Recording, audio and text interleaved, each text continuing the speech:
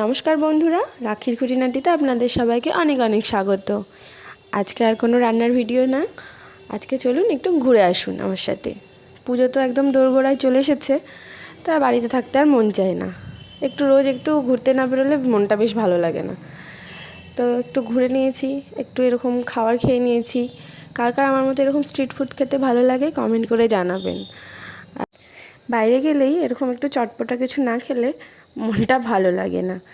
তো সেদিন আমরা খেয়ে নিয়েছিলাম রোলটা কিন্তু খুব সুন্দর করে অনেক কিছু দিয়ে মেয়োনিজ দিয়ে বানিয়েছিল, খুব সুন্দর হয়েছিল খেতে। দেখুন কত সুন্দর করে বানিয়ে দিচ্ছে ওরা, আর খুব সুন্দর হয়েও ছিল খেতে রোলটা। খাওয়া দাওয়া করে বাড়ির দিকে রওনা হয়ে গেলাম।